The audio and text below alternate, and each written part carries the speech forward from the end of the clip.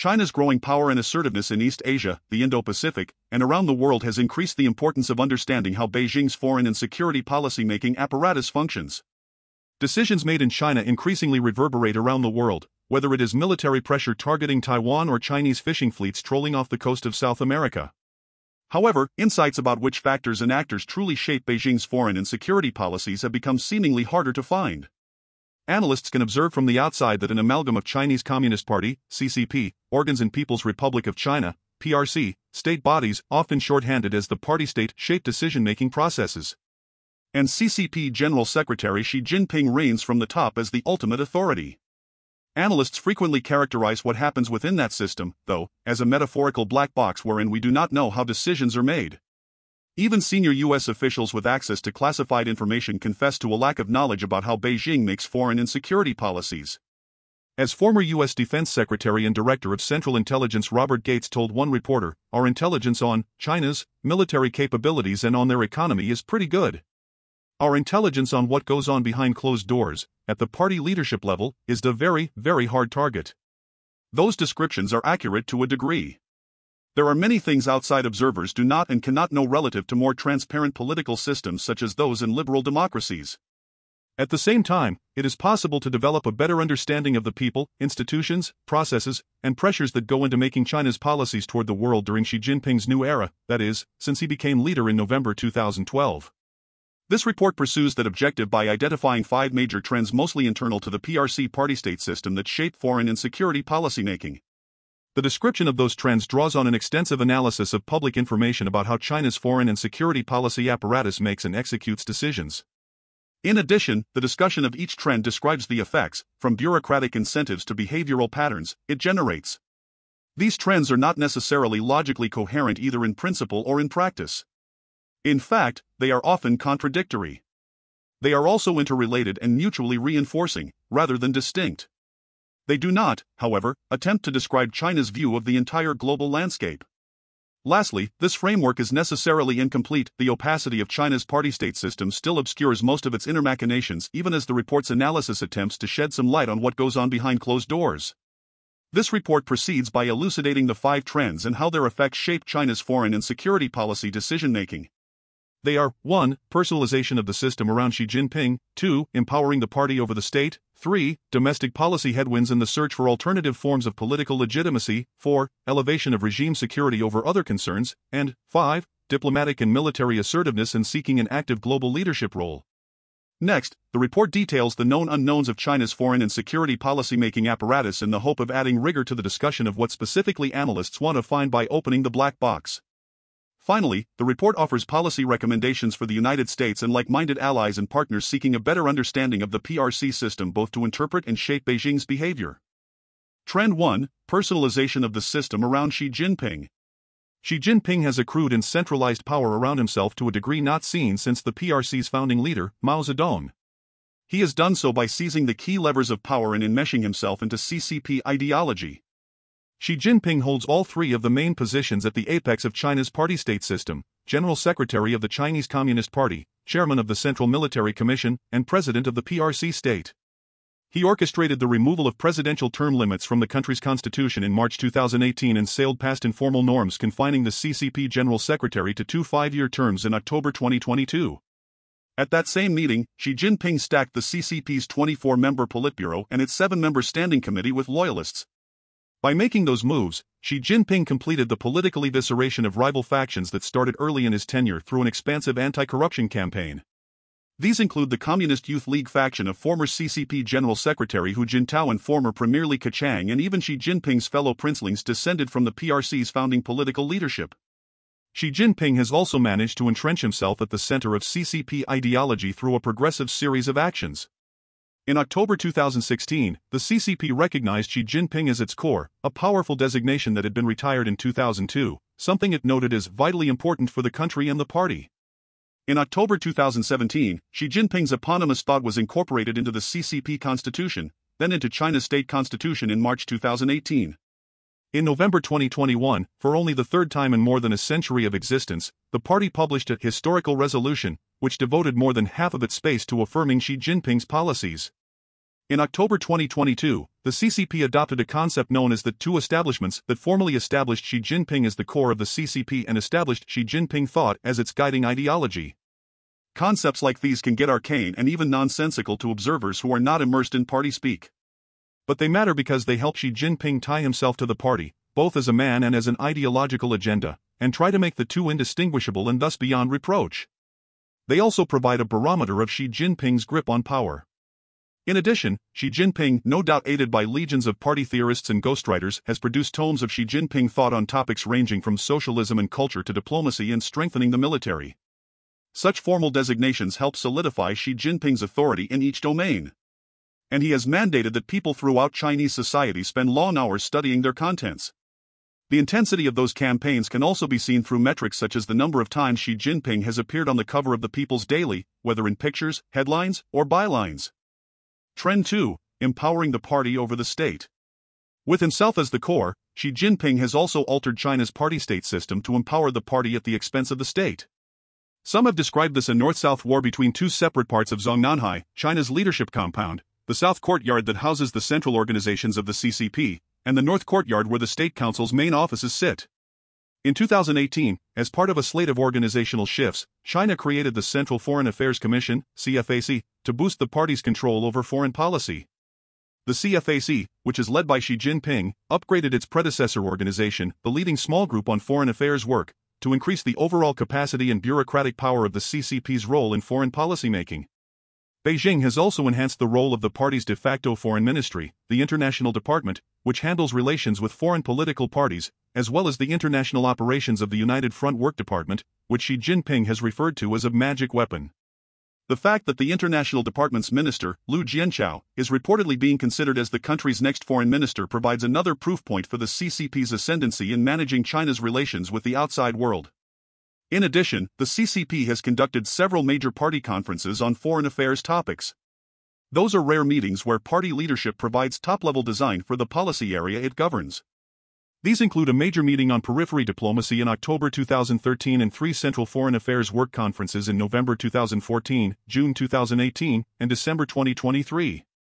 Xi Jinping's predecessors each held only one such conference. Official media said the most important outcome of the 2018 meeting was that it established the guiding position of Xi Jinping thought on diplomacy and of the 2023 meeting that building a community with a shared future for mankind was its core tenet. As for the military, the People's Liberation Army, PLA, has always been the party's force rather than the state's. But Xi Jinping has underscored his control over that body and, by extension, the party's control over the military through his emphasis on the chairman's responsibility system within the Central Military Commission, CMC, that commands the PLA. Xi Jinping also made himself commander-in-chief of the PLA's Joint Operations Command Center. Revisions to the country's national defense law that went into effect in January 2021 further formalized the party's tighter control over the military. All these moves to bolster the CCP's formal power over the Chinese state illustrate that Xi Jinping is different from Mao. Instead of weaponizing a personality cult against party-state bureaucracy, Xi Jinping strengthens party's institutions so he can harness them to his own goals, all while making himself synonymous with party rule. To be sure, Xi Jinping has also boosted the resources and capacity of the foreign policy bureaucracy, but mostly as policy implementers rather than policymakers. To name just a few examples, China's foreign affairs budget grew more than 60% from 2013 to 2023. In March 2018, the leadership again bestowed on the foreign minister the additional title of state counselor, a rank above minister that gives him more power in the system, after many years of foreign ministers not having that title. China simultaneously announced a plan to move the state media apparatus directly under the control of the CCP's propaganda department and consolidate its various arms into the Voice of China to enhance the CCP's international broadcasting capacity. Beijing has also worked to train and then place Chinese citizens in key positions within international organizations, especially UN bodies. Trend 3: Domestic policy headwinds and the search for alternative forms of political legitimacy. Beijing faces domestic challenges that will make it difficult to sustain the rapid economic development China enjoyed during its boom years and could generate more general social pressures. Multiple indicators are flashing red. In 2023, net foreign direct investment went negative for the first time in decades. Deeply indebted property developers threaten a vital asset class for average citizens and the economy writ large, one part of how China's total debt-to-GDP ratio has hit new records. China's stock market lost $6 trillion in value between February 2021 and January 2024. Officials stopped reporting youth unemployment numbers after they hit 21.3%, although they have since resumed reporting with a new formula that excludes current students, thereby producing a lower number. Meanwhile, the country's low birth rate continues to worsen an already dire demographic picture. The extent and duration of China's slowdown remain to be seen. And how things ultimately play out will depend on the skill and resolve of policymakers in Beijing. Still, the souring economic picture, combined with tighter political control, has created a broad social malaise in the country. Xi Jinping and other senior officials rail against the trends among young Chinese people to lie flat and let it rot, basically opting out of the rat race. Meanwhile, more Chinese people are trying to emigrate and take their wealth abroad. Those pressures seem to boil over briefly during the November 2022 blank paper or A4 protests, named after the size of the pieces of white paper protesters held, that helped force the abrupt end of Xi Jinping's draconian zero-COVID policy. To be sure, Xi Jinping appears to retain a broad base of acquiescence and even support. Political revolution is not in the offing. But gone are the days earlier in this century when the model that powered China's rise seemed unstoppable. Trend 4: Elevation of regime security over other concerns. Xi Jinping has put addressing domestic threats to regime security, both real and perceived, at the center of his governing agenda. The preeminence of Xi Jinping's domestic security agenda became clear early in his tenure with the issuance in April 2013 of a communiqué that came to be known as Document 9. That memo laid out a vision rife with political threats and called on PRC leaders to strengthen their work in the ideological sphere. Xi Jinping has built out the vision through his concept of holistic national security and formally called for integrating development and security, thereby elevating security to the same priority level as development in party policy.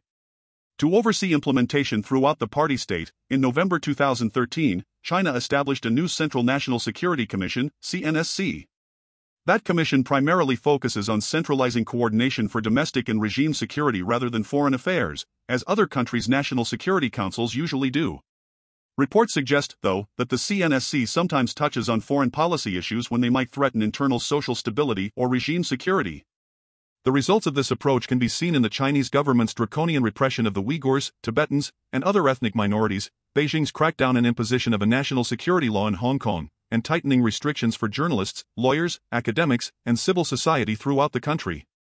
Xi Jinping has overseen the passage of a suite of laws in support of this campaign, which allows for rule by law rather than rule of law, that is, to use the law to supplement the state's power rather than limit that power. The government has also sought to enlist the whole of Chinese society, down to the average citizen, in sweeping counter-espionage campaigns. The same quest for political security drives Xi Jinping's purge of the CCP's ranks through the Central Commission for Discipline Inspection, CCDI, and other tools. That body targets officials at every level of the party. The CCDI's work focuses on countering corruption, which Xi Jinping believes is an existential risk for the party. But informally, the CCDI enforces other crimes, too, mainly insufficient loyalty to Xi Jinping. One might assume that, after more than a decade in power, Xi Jinping would have addressed the bulk of the problematic personnel in the party and that disciplinary actions for CCP officials therefore would have slowed. But that is not the case. Instead, disciplinary actions have continued and even increased, including in the military, in a way that echoes what was called in the Soviet context of permanent purge. Anti-corruption work provides a tool Xi Jinping uses to perpetually strengthen his control and ensure his edicts are carried out, which is why he has called it a forever journey. China's tenacious regime security campaign extends outside of China's borders through transnational repression. This includes global campaigns known as Operation Fox Hunt and Operation Skynet to locate and coerce PRC nationals, corrupt officials and businesspeople along with dissidents and Xi Jinping's political enemies, and compel them to return to China for punishment and claw back their assets. Trend 5: Diplomatic and military assertiveness and seeking an active global leadership role. China's foreign and security policy decision-making is also driven by assertiveness and seeking to actively shape the outside world through what Xi Jinping has called struggle. This trend was reaffirmed recently in a foreign relations law passed by the National People's Congress Standing Committee, China's rubber-stamp legislature, in June 2023. Xi Jinping's preferred approach shows through most visibly in the caustic statements of wolf warrior diplomats and other PRC officials, which have abated somewhat but not disappeared. In December 2023, Xi Jinping instructed a gathering of China's ambassadors to forge a diplomatic iron army ready to stand up to strong powers. Beijing's assertiveness also shows in China's rapid military buildup under Xi Jinping to pursue his goal to build a world-class military by 2049, along with the use of those capabilities to try to coerce its neighbors to settle territorial disputes on China's terms. Beijing's assertiveness in seeking an active global leadership role reaches beyond countering foreign criticism of PRC actions. Rather, Xi Jinping has called for China to enhance strategic confidence and sought to offer the world a collection of principles and institutions that, taken together, constitute an alternative governance model that applies not only to the country's domestic politics and development but to international relations writ large.